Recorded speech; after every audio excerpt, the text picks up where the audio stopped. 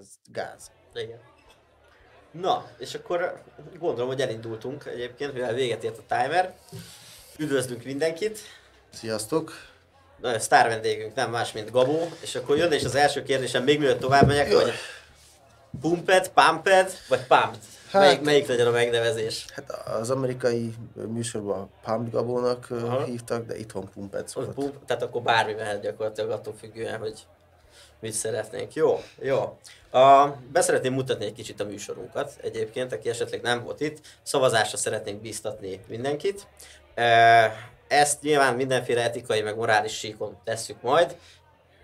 Mondhatunk politikus neveket és pártokat is, amúgy tök simán, tehát bármi belefér a műsorba, de ez nem feltétlenül egy ilyen propaganda akar lenni az ellenzék felé, habár általában egyébként arra szoktunk húzni, mert ilyen az élet, meg így gondolkodunk. És akkor jönne is az első kérdésem itt, Gabóhoz egyből, illetve Kodiak végülis hozzád is, az, hogy egyébként ellenzékiek vagytok-e például, vagy egyszerűen csak az ellenzékre a felé húztok, de mondjuk nem csatlakoznátok ehhez a párthoz soha, vagy egyetlen párthoz se állnátok be, csak egyszerűen közelebb áll az értékrend, vagy így tökre egyetértetek velük, hogy mi a helyzet? Te vagy. Én vagyok. Jó lett? Hát figyelj, én már elmondtam egy csomószor, hogy utálom a politikát, és köszönjük, hogy eljöttél. Igen, és tehát nem ez a kedvenc témám, de ugye ami mostanában folyik az országban, én azt látom, hogy egyszerűen zavar. És zavar az, hogy, és nem azt mondom, hogy mindennel egyetértek, amit az ellenzék mond, ugyanúgy nem értek mindennel egyet, amit mondjuk a Fidesz mond, de egyszerűen nem tetszik az irány, ahova sodródunk szerintem. Tehát én nem mondanám magam, hogy mondjam, inkább ennyi. Szétnek, magasnak? De, annak se, de hogy mindegy, nehéz nekem itt állásfoglalni. A lényeg az, hogy inkább azért az ellenzék felé húzok. Főleg az érdekel, mert leginkább az a kommunikáció, ami jön a kormánymédiából, meg a Fideszből úgy általában, Nagyon nagy harc van a hatalomért, nagyon nagy harc. Igen, de az a baj, hogy ugye totál érzelmi alapon próbálják megfogni az embereket. És ez annyira, hogy mondjam, rossz érzést kelt bennem, annyit, hogy azzal foglalkoznánk, hogy valamit letegyenek az asztalra, valami objektív dolgot tudjunk nézni, amitből meg tudjuk ítélni, hogy jó irányba megyünk el. És én nem ezt látom, hanem azt, hogy mindenki ellen harcol. Ennek az anyját, meg annak a kurva anyját. Meg mindenki más hibás, csak ők nem, meg szóval. Ez nem a legjobb védekezés a támadás, szokták mondani. Hát, ja. Így van. Meg ez a félelem, ez egy kurva erős érzés szerintem, tehát amit beléd raknak, hogy én is úgy szoktam vele lenni, hogyha valaki mondjuk ezt az M1-et nézi, meg ezeket a plakátokat látja csak, azt mondja, hogy retteg egész életében, nem? Hogy most valószínűleg ezt támadott meg. Igen, és az a baj, hogy az egész tehát az egész híradó erre épül fel, hogy az emberekbe félelmet keltsen, és ez nem jó. Meg a félelem az egy nagyon erős negatív érzelem, és azzal irányítani egy embert, az nagyon, nagyon rossz. Igen, gonosz, mondhatjuk talán egyébként. Igen. Van egy ilyen V, mint Vendetta című film, azt nem tudom, láttátok-e, de a híradó az elején, az már olyan, mint egy M1 híradó. Az egy ilyen jövőbeli világ egyébként, ahol gyakorlatilag szintén a félelemre építenek egy tök kamu hatalmat. Na, akkor ezt lezárhatjuk, ugye? Van hát 7 ilyen téma, ki kell tölteni egy órát, gyerekek, nagyon oda kell verni. Nem is vagyok ellenzéki, de nem is vagyok Fidesz, én a föld érdekeit. Mert nekem nagyon fontos a jövő, mert amilyen irányban most megy a világ, a társadalom, az egy nagyon, nagyon rossz irány. Tehát akkor te elsősorban akkor ember vagy. Igen. Mondhatjuk, és akkor... Hát a föld érdekeit képvisel. Igen, azt láttam egyébként, hogy beleálltál ebbe a Fertőtónál volt ez az átépítés, vagy beépítés, vagy nem tudom, hogy mondják. Igen. És pont erről szólt oda, a DiCaprio-nak van az új filmje, Ne nézz fel. Az kurva jó. És ez pont erről szól. És amikor megnéztem a filmet, utána láttam ezt a cikket, hogy ott építenek, és hogy ott a természetet ott föláldozzák egy ilyen nagy luxus komplexumnak az érdekében. És hát erről szól az a film, hogy a természetet teljesen kizsákmányoljuk a profitnak, a maximalizásának, a maximalizálásának az érdekében. Igen. És ez nagyon jó. Geci jó film egyébként, én nagyon szerettem. Az kb. A legjobb film szerintem az elmúlt évben. Vagy ami kijött, vagy ebbe az évben, vagy nem tudom mikor jött már. Múlt évben. Igen. Jó. Nyomuljunk tovább. Akkor azt mondja, hogy következő témánk az lenne, hogy erről beszéltünk is egyébként itt az adás elől, hogy mit szólunk mi ahhoz, hogy a legtöbb ember így tartózkodik általában a politikától, legtöbb sztár egyébként nem az ember, bocsánat, vagy influencer, viszont most egész sokan kezdenek belecsapni, hol valaki párt felé húz, valaki ügyek mentén megy, illetve hát, hogy győzik ebbe, joinolt a Fideszbe, ezt az ide raktam mindenképp, mert szerintem ez egy jó kis momentum. Hát én is azt látom az Instagramon, hogy mostanában nagyon sok influencer elkezdett ott, tehát jelen van néhány pártnál, ugye az előbb beszéltünk még az adás előtt erről a megoldás mozgalomnál sok influencert láttam az utóbbi napokban, akik, tehát volt valamilyen, nem tudom, valamilyen pavilon, ahol kávét osztogattak, meg eszmét cserélhettek, gondolom, az emberekkel. És akkor ott volt a gágyi, most nem akarom mondani, hogy kicsoda, ott volt a gágyi, és azt mondja, hogy hát kijöttünk ide kávézni, és itt a megoldás, itt a srácok itt nagyon finom kávét adnak, úgyhogy gyertek el erre, és kávézatok ti is egyet, mert nagyon finom a kávé, és odaírta, hogy hashtag nem reklám.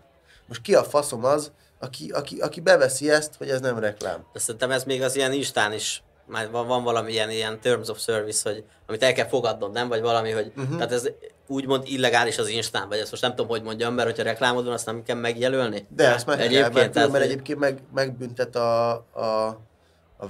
nem tudom mi, de valami szankcionálnak, tehát vagy letiltanak, vagy pénzbírság, vagy valami biztos van, igen. vagy visszatartják a pénzedet.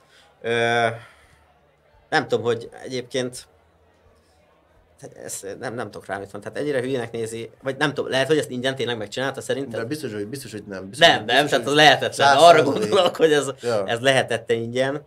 De mert most, ha már beállsz valaki mögé, akkor biztos nem azok mögé állnál be, nem? Tehát az lehetetlen, mert vagy egy ilyen fideszes vagy, akit így a plakátokat meglátta, és akkor így ráremegtél, vagy akkor ellenzéki vagy, nem? Tehát, hogy ez a megoldás, vagy ez nem... Biztos van a megoldásnak is valami fajta bázisa, vagy megpróbálnak ugye így elhalászni embereket, csak érdekes, hogy most így hirtelen beindultak, ugye, hogy eddig nem volt nekik annyira fontos a politika, és így nem tudom, pár hónappal a választás előtt hirtelen felpörgetik a kampányukat, ez... Szóval érdekes, hogy ilyen gyorsan tudnak megoldásokat. Az biztos. Illetve ezt is beszéltük még, hogy ezek az a MLM-es általában, tehát ilyen hálózatépítő arcok vannak egyébként, nekik képviselőjelöltek, vagy azt is mondjam. Pont itt vannak az Asztórián, hogy itt jöttem el, és be vannak költözve ilyen... Volt ez a film, vagy a sorozat, a Nagy pénzrablás. Igen. Ja, az a maszk. Stadionoknál én is láttam őket. És akkor most abban be vannak költözve, és ez is egy MLM-es srácnak, egy nagyon komoly hálózatépítőnek a fia, akit láttam az Instán. Most nem tudom, hogy ez azért van, mert akarnak utána valami hálózatot, mert végülis a politika is hálózatépítés, csak ezt általában nem belülről szoktad elkezdeni, hanem ilyen plakátok útján építed, nem a szavazóidat, tehát nem úgy, hogy az meg, hé, figyelj, szavazzál már rá te is, és akkor mindenki oda megy a másikhoz. Mondjuk ezek a hálózatépítők elég meggyőzőek. Ami lehet, hogy ezek sokat be tudnak szedni, nem? Meg hozzám, mit tudom én, kapsz 5000 forintot, mondok valamit, akkor hozzám még egy embert, és akkor lehet, hogy kurva nagy bázist építeni. Igen, csak az a baj ezzel, mert úgy értem, hogyha az ember kicsit belegondol, hogy miről kéne szólni a politikának, igen. Nem arról kéne szólnia, hogy... Én egyszer voltam amúgy még amikor kicsi voltam, ilyen 17-18 éves, volt egy szomszédunk, és ő is valami képviselő volt, azt hiszem a kerületben, és mondta, hogy nem tudom, hogy kiket ismerek itt a környéken, de hogy jöjjek, menjek, és gyűjtsen neki az aláírásokat. Tudod, volt egy ilyen nagy hogy indulhasson, igen. Név, személyszám, meg aláírás, és akkor mit tudom én, azt mondta, aláírásonként ad 1000 forintot. És azért ez egy jó lóvé volt nekem akkor. Igen. Ja, és akkor így, hány éves? 25? Most 26 vagyok. 26, és akkor tudod, így mászkáltam, így fölcsöngettünk mindenki, ez így a panelokban, meg minden, és akkor így gyűjtögettük az aláírásokat. Mennyi lett meg? Nem tudom, valamilyen 50, 60, 70? Az jó. Tehát úgy azért az egy 8 éve. Igen. Ja, az nekem pár nap alatt. Jó kis lóvé jó az, hogyha azt összehozod 1-2 nap alatt, az bárkinek jó. Ja. Jó, illetve még beszéltünk arról is, hogy ezek az influencerek, akit ugye nem neveztél meg, és ott kávézgatott. Hát akkor, hogyha ez pénzét csinálja, az mennyire szomorú. Hát ez átbaszás, mert most én is a követő, én ebből élek, én abból élek, hogy reklámozok termékeket, dolgok, most már DJ-zek is, de ugye az emberekből. És így átbaszni az embereket, szerintem ez nem etikus. Ez az embereit felé olyan, hogy rászarsz egyet a fejükre. Tehát nem is akár, hogy mert még ha reklámoznál valami szart, de kiírod, hogy ez reklám. Ja. Még az is egy mentség, nem? Hogy az meg bocs, fizettek érte. Igen. De hogy reklámozol valamit úgy, hogy még azt sem vallod be, hogy reklámozod, azt szerintem a legalja igazából. Tudom, én azt gondolom, hogy az influencereknek van valami fajta, és ugyanilyen szempontból a politikusoknak is lenne kötelezettsége, hogy olyasmit csináljanak, vagy amivel tényleg egyetértenek. Tehát te is gondolom, hogyha egy terméket reklámozol, megnézed, hogy mi az. Igen. Megnézed, hogy egyáltalán... Én nagyon sokat nem vállalok el. Tehát most megkeresett az egyik kaszinó is, azt nem fogom elvállalni, mert a kaszinó nem azért van, hogy neked jó legyen, azért van, hogy a kaszinónak jó legyen. Ebben teljesen igazad van. Keresett már meg Burger King is, azt is nem is válaszoltam az e-mailre. Nem, az se? Aha, az komoly. Tehát nagyon sokat visszadobok. Én régen is streameltem, képzeljétek, vagy te Kodi tudod, és a kaszinó engem is keresett meg, és csináltam. De kurvára megbántam. Tehát egyébként, ha belegondolok, hogy valaki, de én is akkor egy olyan időszakon volt, hogy amúgy szerettem rulettezni, de ez egy rossz időszak az életemben nagyon. És sajnos néha gondolok rá, hogy mi van, hogyha most valaki miattam oda beregisztrálva, azok látta, kapott is még ilyen ingyen pénzt, hogy ott játszon az elején, valószínűleg elbukta a lakását miatta, vagy tényleg, tehát az életeket tesztünk, tehát ez nem játék. Igen. Hát reméljük, hogy nem történt ilyen. Ja. Igen, ebbet, hogy te is akkor érzed ennek a... Igen, most a Burger King az itt is dolgozik. Az mondjuk, én azt még elvállalnám, hát nem csak azért, mert testhez is áll, de hogy abban még nem látnám ezt a nagy negatív effektet, de amúgy ott is az van bazzek, hogy 60 évesen szívrohamot kapsz végül is, és akkor lehet, hogy a Burger King miatt van, tehát tökre igazad van. Hát ja, benne van. Hát ahogy a Burger King működik, az is egy tehát egy akkora nagy globális cég, és akkora nagy a CO2 lábnyoma, a karbon lábnyoma, hogy én nem is támogatom. Mert szoktam én is gyors kaját enni, de például ott van a Burger King meg a McDonald's helyett a Pesti Pipi. Aha. Ez egy ilyen magyar igen, vágom. Sokkal egészségesebb is, mint a Burger King, és ők egy ilyen kisebb vállalat, de tehát itthon marad a pénz, érted? Igen, ez egyébként meg nem tudom, hogy ott most a termékek mennyit utaznak, meg hogy utaznak, de lehet, hogy azt már itthon szerzik be ezek a multik is, tehát abban nem nyilatkozok, mert nem tudom, de lehet, hogy még ez is esetleg. Én kurvára szerettem ezt a Pesti Pipit, nagyon sokat rendeltem tőlük, de mostanában azt éreztem egyébként, hogy amikor a csirkemell van rántva, annak rosszabb lett a minősége. De ez könnyen lehet, hogy azért, mert annyit drágult a csirkemell mindenhol, tehát elmész bármelyik boltba, szerintem vagy 30%-kal drágább, mint fél éve, ha megveszed. Lehet, hogy nem tudták tartani, vagy csak én fogtam ki szarokat egyébként belőle, de amikor van az a húspogácsa benne, azt szeretem a mai napig egyébként. Nagyon tőlük, és az így van, helyi vállalkozás egyébként, úgyhogy ez jó, ha észben tartjuk és támogatjuk. Ja. Én egyébként nem szoktam rá figyelni, de például a bátyám az nagyon figyel rá, és büszke is vagyok rá, hogy ezt teszi. Hogy ilyen helyi? Helyi, igen, mindenfélét. Minél kisebb termelőtől próbálja megvenni az adott terméket gyakorlatilag. Igen, Kodi, te figyelsz rá? Nem, mi? Látom a fejeden baznak, hogy nagyon nagy bajban vagy. De én nagyon válogatós vagyok, próbálom elkerülni a Burger Kinget, meg a... Ja, igen. De Pesti Pipit nem fogytásokat még. Azt kell tudni Kodiról, 20-as ledobott. Ez kell. Nem? Mennyi? 10. Azt hittem, hogy jó, bocsánat, akkor... Csak nagyon dagadtam rá, emlékszem rá.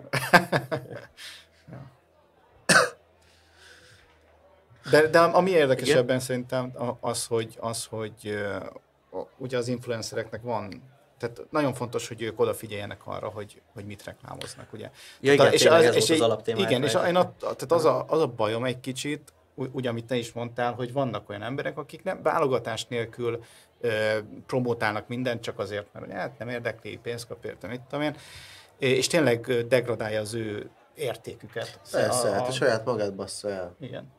Ja. És a politikusok meg kicsit szintén ilyenek, mert ők is olyanok, akik, tehát ugye az elméletileg elvek szerint kéne működniük, tehát legalábbis szerintem, hogyha valakinek vannak valami elvei, akkor azt szerint próbálj, tehát úgy tudsz szavazni valakire, hogy tudod, hogy körülbelül mit akar csinálni. Hogyha egy olyan rendszerben ha egy olyan rendszerben vagyunk, ahol nem lehet kiszámítani, és mindig változik a politikai álláspontjuk, akkor az milyen biztonságot ad nekünk? Igen, de ez abszolút egyetértek vele. Még azt akartam kérdezni, hogy reklámoztatok-e karrieretek során valaha olyat amúgy, bármikor, amit mondjuk nem próbáltatok ki, nem néztetek meg, csak egyszerűen belementetek a zsetonért. Vagy ilyen hülyék voltatok, mint én ezzel a kaszinóval például. Így. Hát... Én szerintem nem. Egyszer volt olyan, de még ez régebben volt, még több évvel ezelőtt, még 2017-ben, hogy reklámoztam egy ilyen internetes, egy ilyen SMS szolgáltatást, hogy beküldöd a nevedet, és akkor ír rólad ilyen hízelgő. Vágom, igen, az ilyen tiniknek van, nem? Vagy azok szokták nyomni, igen, vágom mi az, igen. És az is kurva drága volt, tehát igen. Ilyen 500 forint volt egy SMS. Hát igen, ahogy de életeket nem tesztünk rá azért. Igen, de ott is már úgy voltam vele, hogy persze nekik ez egy hízelgő dolog, és mindig olyat ír, hogy kurva jól érzed magad az SMS után, és akkor lehet így tovább menni, és akkor nyomod, hogy tovább, és akkor még 500 forint. Még szebbet, basszeg. És akkor még szebbeket volt, de hogy azt így utána így gondolkoztam, hogy ezt talán annyira nem kellett volna. Igen, hát most szerintem ez, mondjuk mondom, én a Burger Kingre sem mondanám, hogy gáz. Nyilván semmi hozzáadott értéke nincs ennek az SMS cusznak, de... Mondjuk, hogyha már jól érzi magát az ember tőle utána. Ahogy lehet, igen. Tehát most... De ez valakinek lehet, hogy jól esett ez az udvarlás. Igen. Ja, én próbálok különben mindent átnézni, hogy mi az, amit... Tehát olyasmit próbálok reklámozni, amivel én is egyetértek. Tehát pont különben ilyen kaszinók, meg akármicsoda, abban ugye annak idején bele sem mentem, mert nagyon sok volt a kapcsolatos ilyen és lehetett volna belőle különben rengeteg pénzt keresni, csak már akkor... Mint a csézel? Igen. Kajak? Igen, ja. Jól? Hát inkább régóta, inkább ez a jó szó. Én is cséztem régen. Igen? Na. Én nem voltam bele olyan jó. Régen jó voltam, most már annyira. Most már többiek lettek, az új generáció. Igen. Mindig fiatalok, mindig. Igen, én is onnét indultam. Igen. Adócséből, aha. De hányba? Hát az ilyen 2000-ben kezdtem, de utána 2000-ben az volt a legelső csé. Igen, ott indult. Akkor már volt csé, de utána még el kellett tanulnom még, vagy nem tudom, akkor voltam 10 éves. Aha. És akkor 20-valahány évesen jutottam el oda, hogy akkor meg tudtam belőle élni. Az elején csak a világ legjobbjai éltek meg belőle, tehát hogy mit tudom én, és akkor most a világ 40-50-60. helyén voltunk. Ez komoly. Köszi, és akkor már mi is, elnézést, és akkor már mi is meg tudtunk gyakorlatilag belőle élni, hála jó égnek. Ez kemény. Ja, hát nem túl jól, egyébként hozzáteszem, de most ha azt csinálod, amit szeretsz, az kurva nagy dolog. Igen. Tehát én ezt az irodai munkát, ezt többször megpróbáltam életem során, és szerintem azt hiszem 1,5 év a rekordom. Volt egy 1 éves, egy 1,5 éves, most utoljára egyébként pont a Doklerbe dolgoztam a Memo vagy a Gatyánnak a cége, de ott 1 hónapot bírtam, mert ott 3 műszakba beraktak, tehát az embertelen volt azért, hogy reggel 6 meg este 10 néha, tudod, így össze-vissza kellett menni, meg délután. Jézusom. De amúgy az inger szegény, ott ülök, aztán csinálom, de ezt láttam, hogy volt valami nyilatkozatod most egyébként, hogy nem 8 óra munkára termett az ember. És majdnem hozzászóltam, mert alatta szólt egy haverom.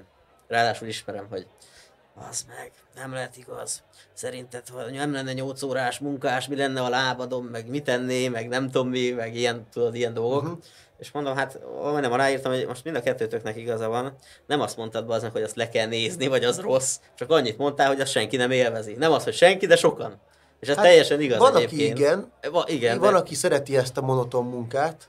Tehát ismerek nagyon szerintem több ember hazudja, hogy szereti, mint amennyi valóban. Hát igen, de lehet, hogy ő is azért szereti, mert igazából nem szereti, csak azt hitte, magára beszélte, hogy szereti. De abban biztos vagyok, hogy Isten, te hiszel Istenben, ugye? Hát valamiben hiszek. Valami van, valami igen. Okos dolog de ez, van hogy most ez Jézus Krisztus, meg azt nem tudom. Valami van de szerintem. valami geci okos van abban. Igen, úgy gondolom. Aha. Na de ő nem azért talált ki minket, hogy 8-ra bejárjunk a melóhelyre, és 4-kor meg hazajöjjünk. Abba egyetértesz. Hát az biztos, hogy én ezt kurvára nem szeretem. Hogy ő mit akar, azt nem tudom. Azért teremtett minket, hogy valami jó értéket adjunk az embereknek, és hogy valamit adjunk, és hogy mi is kapjunk. Hát az biztos, hogy igen, mondjuk a szeretet meg a izét, az sokkal jobb lenne közvetíteni, mint ezt, ami most megy itt. És hogy nem feltétlenül ez a 8 órás munka az, tehát biztos vagyok benne, hogy a legtöbb ember, aki 8 órában dolgozik, az tudna valami sokkal értékesebbet is adni, mint az, amit ott csinál.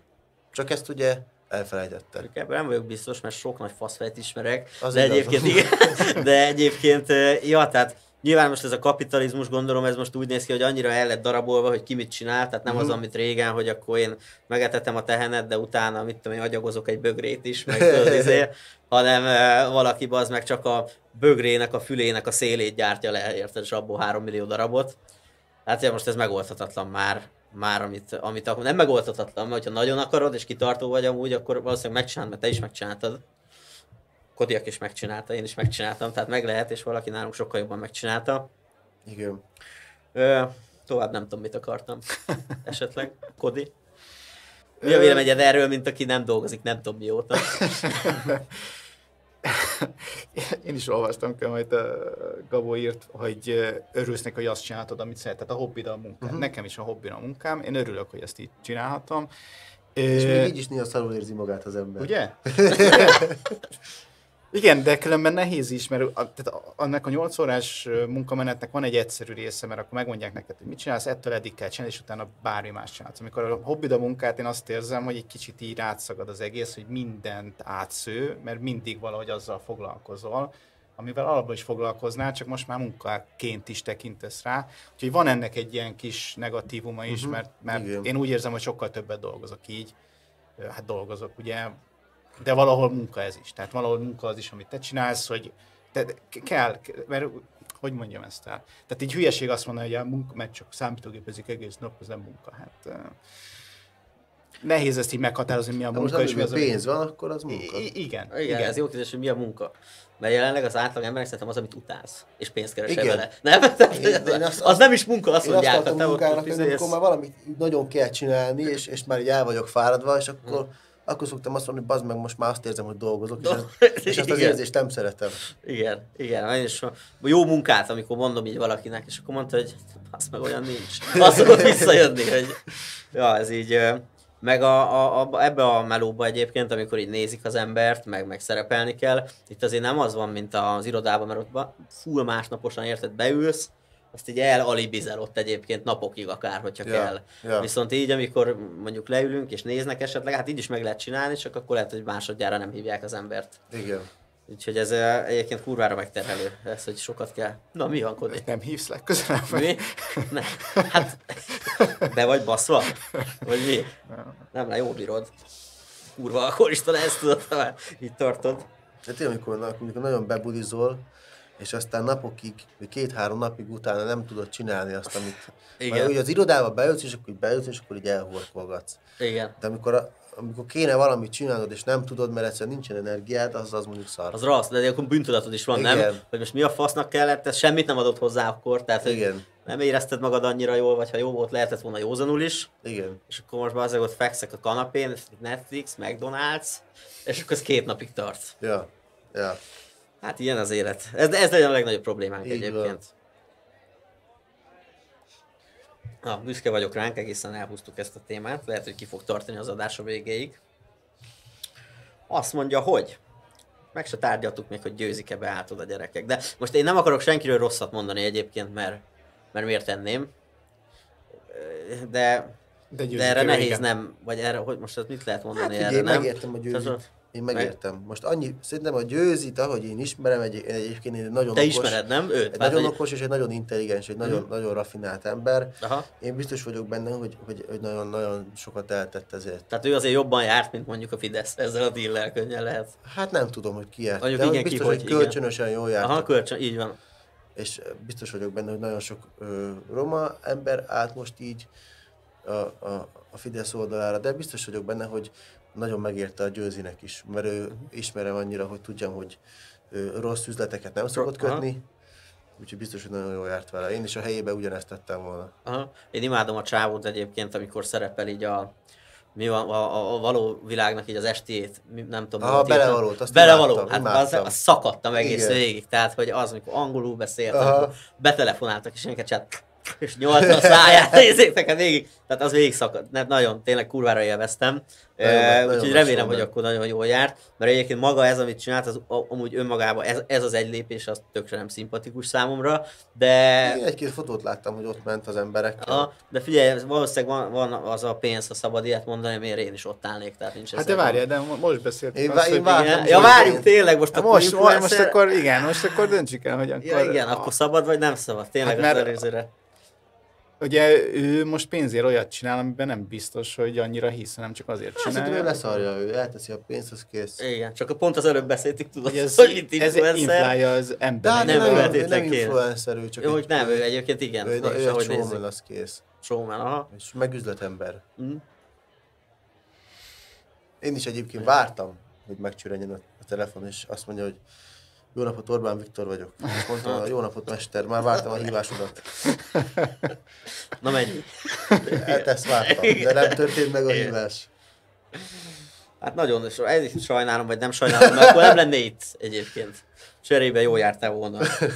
Sajnos engem sem hívott. Valahogy nyaralni lennék. Mert most itt tudod, hogy én tugatok, de hát nagyon olcsón oda mennék. De azért csak nem hívnak. De hát azért ilyen az élet.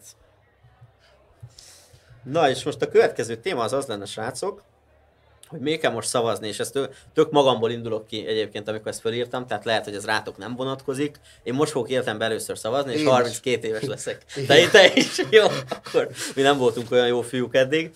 De hogy én most már azért megyek el, személy szerint, mert azt éreztem, hogy most már nem az van, hogy most melyik politikus lopja el a pénzem, mert eddig szerintem arra ment a játék amúgy, hogy most vagy a Gyurcsány lopja el, vagy az Orbán lopja el, és nem éreztem azt, hogy ez engem különösebben érdekelne. Igen, ez a politika annak fontos, aki ott van. Igen. Amúgy, és aki csinálja. Igen, de most azt érzem, hogy most már eljutottunk oda, hogy így megyünk így az oroszok felé, meg már így nagyon sokan például, akiket hívtam, nem mertek eljönni, vagy nem merik kirakni, amit adok nekik. Pedig még pár sincs benne, csak annyi, hogy szavaz.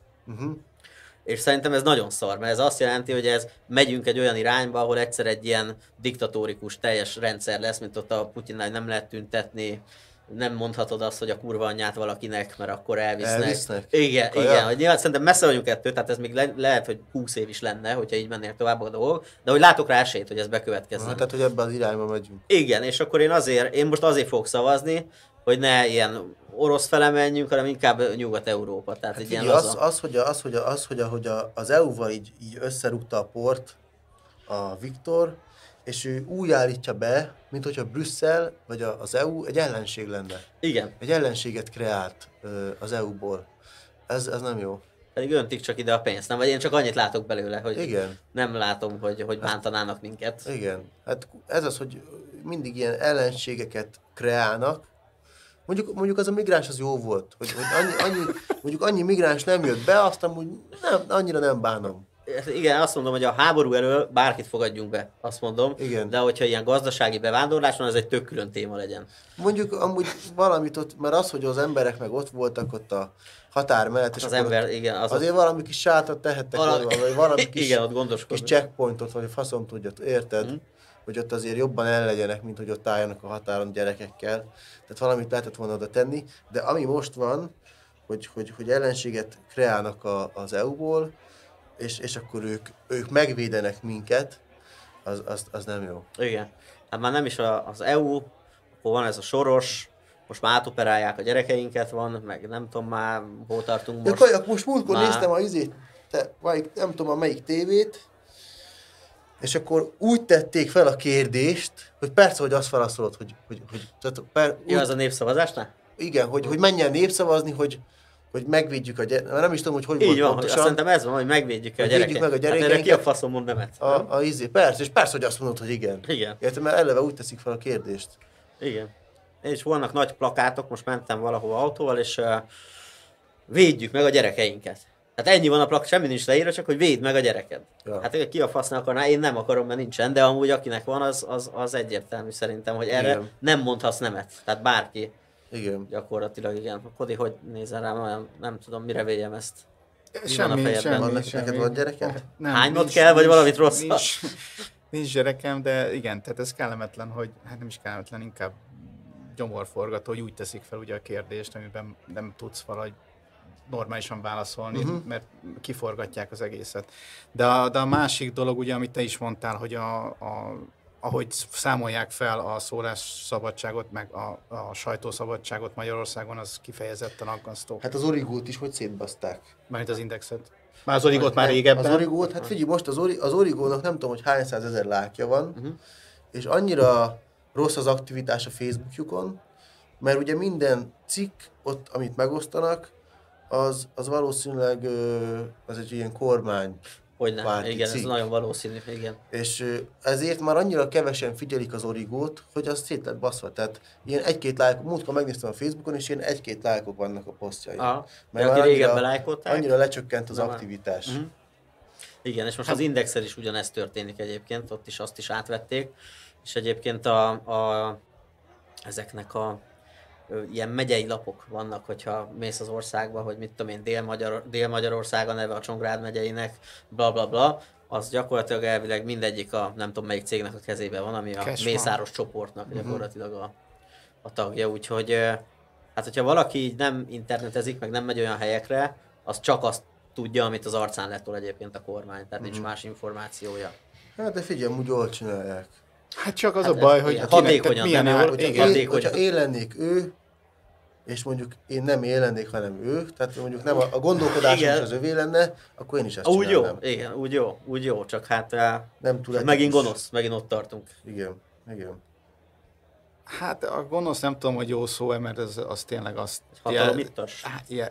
jelenteni, hogy tényleg konkrétan rosszat akar. Én nem gondolom, hogy rosszat akar, mert magának nem akar rosszat. Na jó, de most aki ellen hangol, most képzeld el azt, hogy azt hiszi valaki, hogy mit tudom én, ott van a meleg haverod, és arra azt hiszi valaki, hogy ő át akarja operálni a gyerekedet. Persze, hát az gonosz valaki számára. Tehát igen, nem ezt mondjuk igen, mert belőlük is ellen. És figyelj, az is egyébként, hogy megszavazták ezt a melegellenes törvényt, hogy nem fogadhatnak gyerekeket örökbe. Figyelj, ez egy akkora fasság, mert nekem vannak meleg barátaim, meleg ismerőseim, és most vannak persze ilyen nagyon bolondok, akik mondjuk, vannak az a baj, hogy vannak a felvonulásokon is ilyen, még a Mónika Show-ban is voltak azok a nagyon ilyen lányos, meleg, na azok tényleg bolondok, de olyan van heteróból is. Persze, igen, bolond az ember, igen.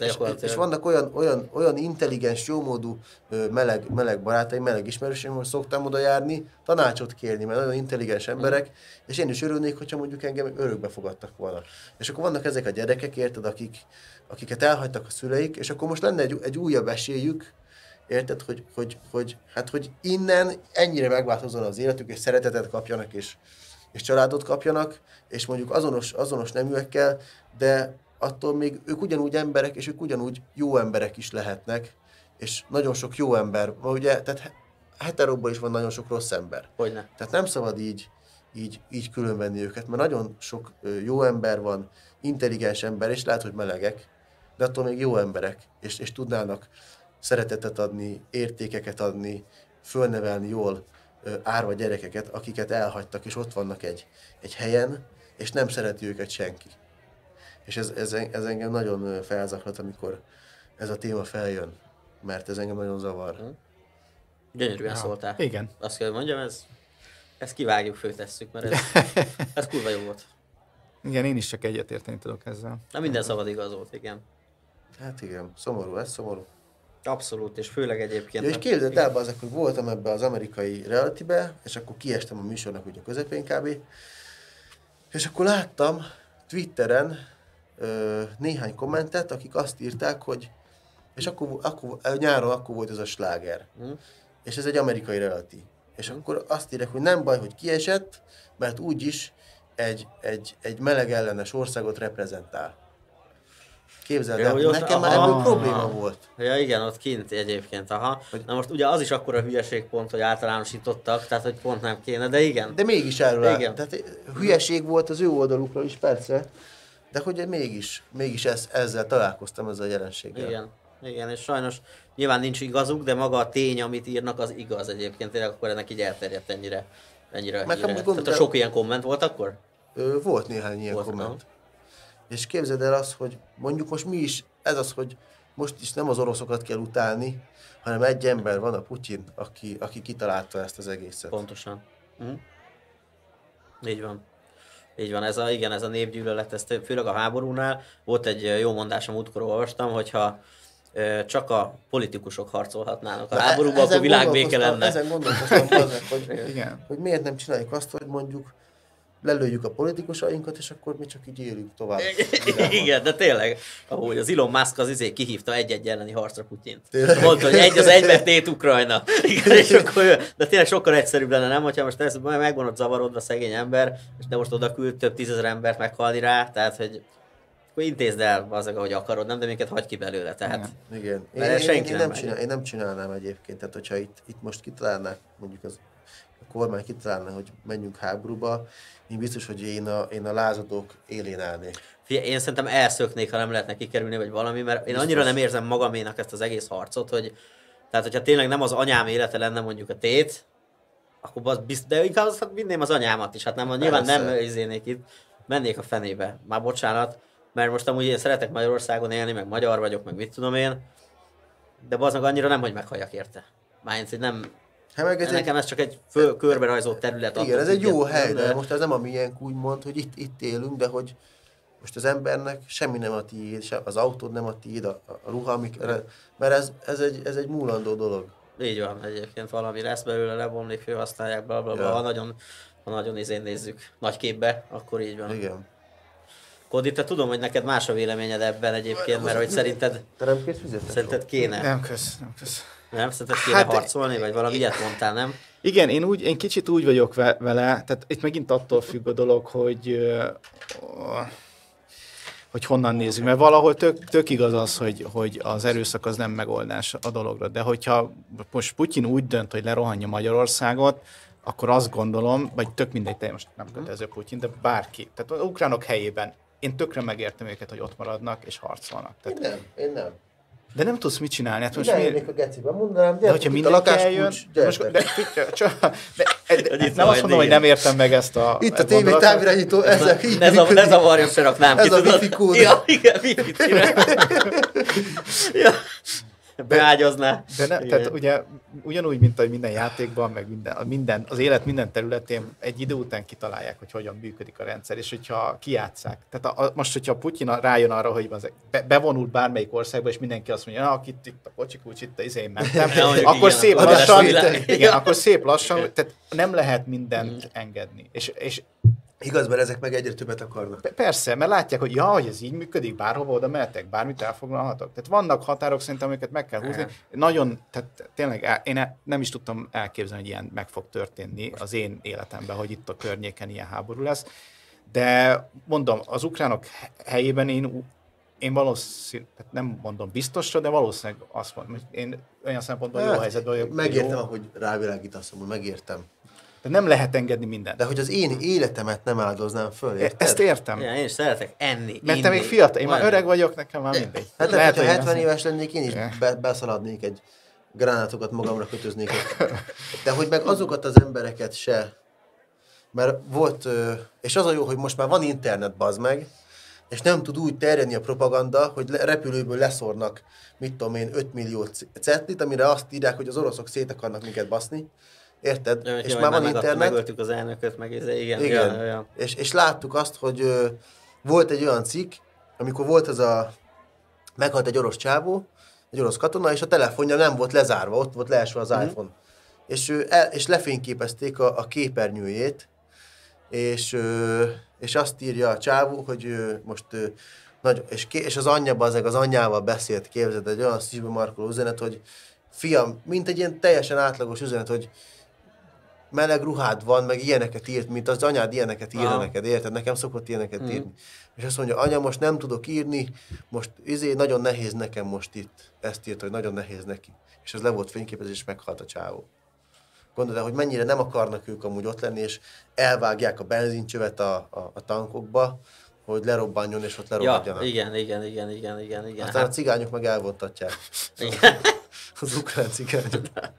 Kiszedik alóra a katalizátort. Igen, hát nem tudom, én is azért mondom, hogy én értem, hogy mondasz, Kodi, tökre, de basz meg, én az életemet nem. Tehát azt én nem fognám meg azt a fegyvert. Én addig menekülnék, amíg van egy olyan hely, ahol ezek nem uralkodnak rajtam. Őket küldenék amúgy rossz embereket a börtönből, az ilyen gyilkosokat. Azokat előre küldeném. És szerinted ők nem úgy lennének vele, hogy ők is inkább menekülnek az életükkel? Hát most akkor vagy börtön, vagy az életfogytiglan, vagy az, nem tudom. Hát, hogyha már kiengedted, akkor... Szerintem amúgy ilyeneket nem, kiengedném és oda vinném őket a frontra. És aztán visszajön. Meg az oroszok közül is az ilyen, mert vannak ilyen nagyon elveszett lelkek, akik ilyen nagyon rossz emberek, és nagyon elveszett lelkek, és így gyilkolásznak. Akkor beköltözne nyitva hagyott házba, tudod, nem tudod. Az jobb, mint a bőri. Mi is a wifi kód? Itt van. Nem kell, így még így a háború realitásához, hogy néztem így TikTokon pár ilyen videót ugye az ukránokra, és ahogy a fickónak, aki felveszi azt, hogy most itt lerobbant tankokat, azok között mászkálnak, meg ott lövöldöznek, tekersz vissza a feedjében, és egy idő után ott van az, hogy bulizik, meg sétál az erdőben, meg horgászik, meg mit tudom én. Tehát ez ami elképesztő váltás lehet, hogy a normális életed az úgy eltűnik, és kénytelen vagy harcolni. Igen, ez hihetetlen. Nekem egyébként egy barátom ott van a seregbe. Igen? Egy elég komoly légiós barátom. Ő most jelentkezett az ukrán légióba, és akkor ő most ott van, és szokott küldeni videókat. És ott van ő most ezt képzeld, ezt az órát ő adta nekem, hogy vigyázzak rá, őrizzem meg. És ott volt, már eltűnt a videó, mert úgy küldi, hogy így eltűnjön. Aha. És ott volt bent egy házban, egy gyerekszobában, egy emeletes ágyon, és lefényképezte, hogy a társa szárítónak használja a gépfegyvert, így a ruhák rajta száradtak, és ott voltak bent valakinek a házában, és láttam, hogy a falon voltak ilyen, ez egy lány gyerekszoba volt, és ott voltak az iskolatársai a kislánynak. Aha. Vagy a gimnázium társai. Ott fönt voltak az ilyen közös képek a falon, és a ház egyik fala ki volt bombázva. És képzeld el azt most, hogy van egy házad, élsz valahol, igen. És aztán szétbombázzák, aztán meg a katonák ott laknak. Ez kurvára nem sima. Hihetetlen. Azt lehet rá mondani. Hihetetlen. Meg egyébként ezt, hogy most hogy mondod, amikor én látom, hogy ők hogy ellenállnak az ukránok, vagy beállnak, vagy egyébként így borsodzik a hátam, meg így ráz a hideg, hogy annyira szép, hogy valaki ilyen bátor legyen, meg kemény legyen, meg bevállalja a közért, ugye, a többiekért, hogy ő akár meg is hal, hogy ilyen teljesen fenomenális érzés, ha csak belegondolok. Csak én egy csicska vagyok. De tényleg, bazd meg, minden tiszteletem azoké az embereké egyébként, akik ezt megteszik. Mert minél több ilyen ember lesz, annál kevesebb esélye van egyébként, hogy a Putyin meg a többi ilyen hasonló fasz, már bocsánat, remélem nem ölnek meg ezért, háborút indítson. Hát tehát, a gonoszt azt le kell győzni. Igen, mert ez egy jó-rossz ellen, tehát már nem is lehet azt mondani, hogy mi van. Kicsit árnyaltabb egyébként persze, igen, de... árnyaltabb egyébként a történet, de hogy nagyon akarjuk, rá lehet húzni gyakorlatilag egy ilyet. Hát én azt nem is értem, hogy mivel tudja magyarázni valaki azt, hogy lerohan egy szomszédos országot, mert az nem egy magyarázat, hogy ja, amúgy itt nácik vannak, meg úgy külön is a ukránok is azt akarták, hogy ide jöjjünk, ami úgy néz ki, hogy nem. Van sok olyan, aki orosz párti. Tudom. Ott a keleti részen. És figyelj, igen. Csak én nekem van egy tapasztalatom pont egy csávóval, a Karkiv azt hiszem ez a neve a városnak, közvetlen az izén van, 50%-ban orosz. Ide menekült Budapestre, találkoztam vele egy ügyben, és gyakorlatilag azt mondta, hogy a Putyin azt hitte, hogy ők bejönnek, és egy nap alatt mindenki ilyen zászlókkal várja őket, meg rózsát dobál nekik, hogy bazd meg, végre felszabadítottatok minket.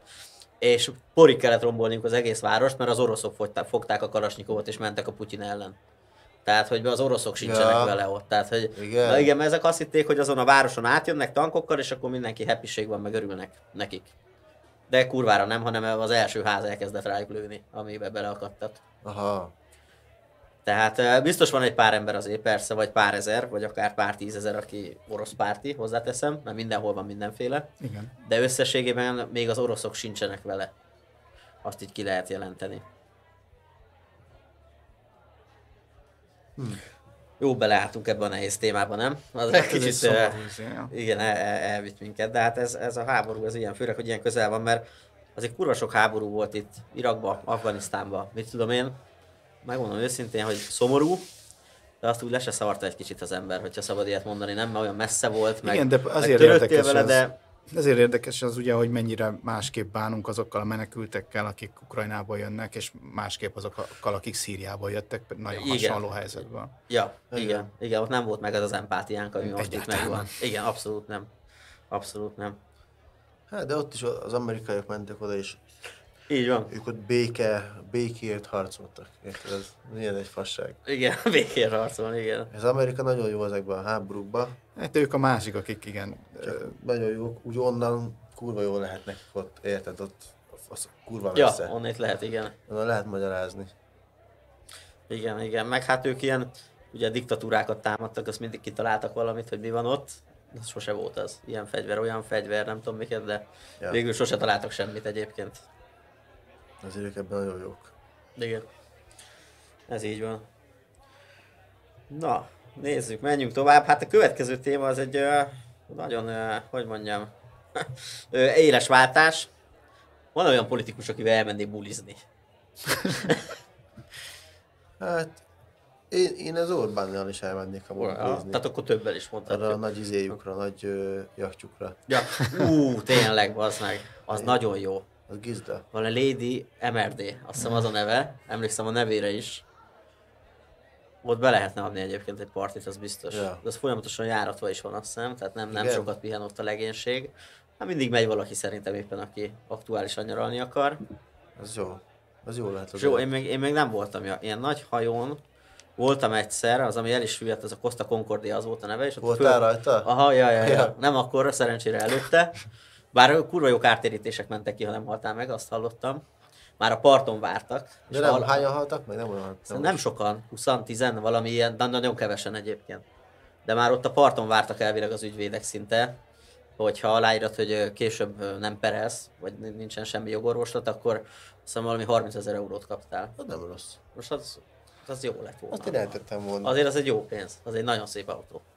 Ja. Tehát, Ja. már hol tartottunk? Ja, igen, hogy én ezen a hajón mentem egyedül, de egyébként nem. Voltál már jachton? Vagy Kodi, te gondolom nem? Én nem az a bulizós Te stílusú. Amcsiba fölkerültél ilyenre? Vagy? Nem, én nagyobb, hát ilyen itthon vitorlásra, meg Horvátországban vitorlás, de én nagy jakton még nem voltam, de most szeretnék. Igen, az nekem is egyébként egy ilyen bakanslistás dolog. Egyszer akkor ki kell bérelni egyet. Saját az nem hinném, hogy összejön, de Nem is. Az, a nagyon milliárdosok is azt mondják, hogy fasság sajátot venni, mikor csak ki tudsz bérelni, és akkor nem kell vele baszakodni egész évben, kikötőbe rakosgatni, meg hozni, vinni, meg járatni, meg ilyenek. igen, hát a magángépeknél az van, hogy megveszik, de azt ugye ki is adják azonnal, tehát Aha. azt így használják végig valami cégnek odaadod, és az pontosan bérbe adja, és elvileg az kijön nullára. Aha. Tehát az van, hogy megvetted a gépedet, de igazából visszatermeli az árát x év alatt, meg nincsen évente probléma belőle. De Az mint jó. volt 5 millió dollár mondjuk az elején, tehát Aha. azért nem egyszerű.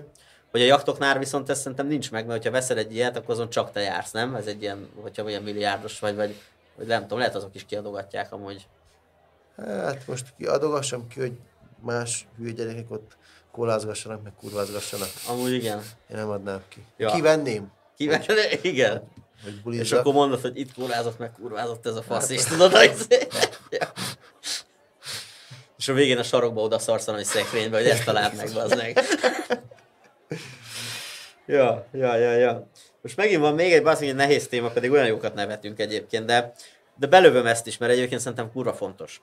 Ezt most olvastam nemrég, hogy hazánkban becslésem szerint 1,2 millió cigány él, nagy részük a társadalom peremén próbálja túlélni a mát, és szinte esélyük sincs a boldogabb holnapra. És én ezt elolvastam, és a cigányoknak ugye még nehezebb, mint a magyaroknak. Igen, ez nagyon jó téma, és nagyon örülök, hogy felhoztad. Igen? Mert van két barátom, a Bracsó testvérek, 60-ban, ugye volt a Bracsó Krisztián volt a valóvilágban, és velük pont most találkoztam egy pár napja, vagy hát amikor voltam a Partizánnal 60-ban. Aha. Egy hete vagy másfél hete. És ott arról beszélgettünk, hogy ők a cigányokat szeretnék fölzárkóztatni, és hogy a cigányságot beintegrálni a társadalomba. Mert hogy vannak ott olyan iskolák, ahol külön tanítják a cigányokat, és a magyarokat. És ez nem jó. Hát az borzasztó. Mert hogy cigányokba is belekerül már az elején, mert hogy sokszor csak nem értjük, hogy mondjuk szemétkednek velünk a cigányok, és hogy ez miért van. De ez azért van, mert már belőlük is fiatal korba beléjük kerül ez a rasszizmus, igen. Ez az ellenségeskedés, hogy a magyarok őket kirekesztik,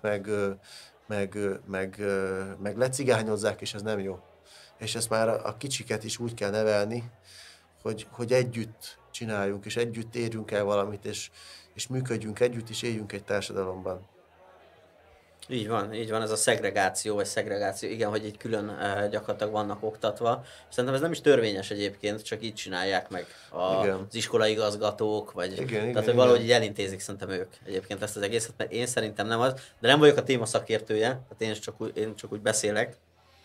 Bátyám egyébként sokat foglalkozik ilyen mély szegénységben élőkkel, és ő a mély szegénységben élőknek ugye viszonylag a többsége az cigány, azt így ki lehet jelenteni, és akkor ő jár hozzájuk telepre, tehát akik úgy kint élnek már a városból, és nagyon szomorú sorsokkal tud egyébként találkozni, és hogy tényleg, ha így kezeljük a gyerekeket, akkor nincs is esély nekik kitörniük, tehát hogy ők be tudjanak illeszkedni. Igen. Ja, de még az, ami a politikai vonzatú dolog, ami engem elképesztően felhúz, az a Mi Hazánknak a kampánya ezzel kapcsolatban. Ugye ők azt is kitűzték ahogy mondjam, ilyen óriás plakátjaikra, hogy mi az írás tudáshoz kötnék a szavazási jogot. Ami azért nagyon visszás, mert ugye, ha nincsenek felzárkóztatva az emberek, tehát nem foglalkozunk azzal, hogy a szegényebb emberek is meg tudjanak tanulni. Nekik ugye ez nem prioritás. Nekik a prioritás az, hogy túléljenek, igen. Hogy valahogy ellegyenek. És hogyha őket alapból kizárják ebből az egészből, és nem is engedik, hogy utána meg szavazzanak, az egy teljesen egy elcseszett ideológia, és egy teljesen rossz megközelítése ennek a problémának szerintem. Hát figyelj, egyébként megértem valamilyen szinten ezt, de hogy ezt ott kéne kezelni, hogy az oktatásra több pénzt igen. Áldoznak. De a megoldás az nem az lesz, hogy, és ez is az a baj, hogy ez is az érzelmekre ható kommunikáció, amit ők csinálnak itt most éppen, hogy ugye persze, hogy azt mondod, hogy aki hülye, az ne szavazzon, pedig ugyanúgy ember, mint te, ugyanúgy van joga beleszólásra. És vannak meg hülyébek, akik szavaznak. Ez meg a másik. És tudnak írni, olvasni. Én is belegondoltam, hogy most hogy kéne szavazni, meg mi, de utána arra jutottam, hogy bazd meg nálam is annyival okosabbak vannak, akkor én se szavazhatnék. Hát tudod, itt az a baj, hogy oké, húzunk egy határt, de akkor mi van, hogyha az én fölöttem még okosabbak meghúzzák? Az már nem tetszene nekem. Tehát arra azt mondanám, hogy bazd meg, nehogy már ti döntsetek. Vagy hogyha azt mondanák, hogy érettségizkodik a szavazás, mert nekem nincs érettségem. Igen, ezt pont megnéztem a Partizánost, fölkészültem belőled, és ott láttam. Kurvára nem gondoltam volna egyébként. Csak gondoltam, nem írok ilyet föl, de ez érdekelt egyébként, ja, hogy el kellett kezdeni, link voltál, tehát inkább élted az életedet, bulisztál és csináltál mindent, vagy melóznod kellett. De link voltam. Nem láttam én azt, hogy attól, hogy én tanulok, attól én jutnék előre, vagy nem láttam az alagút végén a fényt, meg nem éreztem azt, hogy olyan dolgok voltak rám erőltetve, amire kurvára nem voltam kíváncsi, és olyan dolgokat kellett tanulnom. Ja. És nem éreztem jól magam a suliba. Szar volt. Aha. Jó volt haverkodni, meg így csajozni, de tanulni, ez nem volt jó. És szerinted ez különben ez összefügghet azzal, hogy milyen tanáraid voltak? Vagy voltak olyan tanárok, akik... Persze, hát nem annyira voltak jó. A gimnáziumban már nem annyira voltak jó tanáraim. Aha. Meg hát ez kiderült, hogy ugye nagyon kevés pénzt keresnek. Ja. És hát ugye persze most, hogyha valamit csinálsz, és nem kapsz érte pénzt, akkor persze, hogy nem csinálod jól. Persze, egy idő után, még ha az elején lelkes is vagy, szerintem az egy-két év alatt kinyír, nem, hogy... Hát meg aki jó benne, az elmegy más csinálni, mert az valószínűleg nem hülye, és tud mással is foglalkozni. Hát igen, én nem is tudom, a múltkor beszéltünk erről, és valami nettó 150, azt hiszem a kezdő. De hát most az, hogyha kiveszel egy lakást, szerintem az 140 plusz rezsinél indulgatunk, nem? Vagy valami ilyesmi, nem? Hogy? 225 ér. 225 plusz rezsi? Hát nem. Vagy az már benne? Az rezsi. Az még 180 plusz rezsi, mondjuk valami ilyesmi lehet. Ja. És hát akkor most még nem ittál, nem cigiztél, nem kokainoztál, semmit nem csináltál, tehát hogy volt csak az előzős téma, igen. Semmi ruhát nem. Tehát az nem is kell róla beszélni, mert az annyira kevés ez a pénz, hogy és erről van szó, érted? És ez az, ami, hogy az egész társadalomrendszer az úgy van kitalálva, hogy te hülye legyél, hogy te ne hidd el, hogy te elérhetsz bármit az életben, hogy te lehetsz bárki, hanem hogy lent tartsák az embereket. És most gondold el, hogy itt van ez a telefon a kezembe, 2022-ben, milyen telefon volt 1900-ban? Volt akkor már telefon? Valamilyen... Hát olyan lehet, hogy volt ilyen. Vagy Morze. Még az első világháborúban Morze jelző volt. Amúgy, tehát telefon sem volt. Tehát a kommunikáció mennyit fejlődött, hogy már itt az iPhone, és a tábla, ugyanúgy táblára írnak a tanárok, és könyvből tanulunk. Igen, a digitalizáció az kurvára sehol nem nincs benne az ember. Emlékszem, még az a kurva régi projektor volt, de az a legtudod, ilyen innét nagyított ide le, meg volt valami fénye, azt ott cserégetni kellett a lapokat, hát az meg tényleg... Írásvetítő. Igen, hát ilyen világháborús állapot volt. Ja igen, írásvetítő, nem projektor az. Igen, ja, írásvetítőnek hívtam. Bocs. Na hát ez az éppen, hogy erre, hogy nekik, tehát már a mai világban már annyi, és olyan szintű információk állnak a rendelkezésünkre az interneten, hogyha meg a könyvtárakban, hogyha az ember utána megy,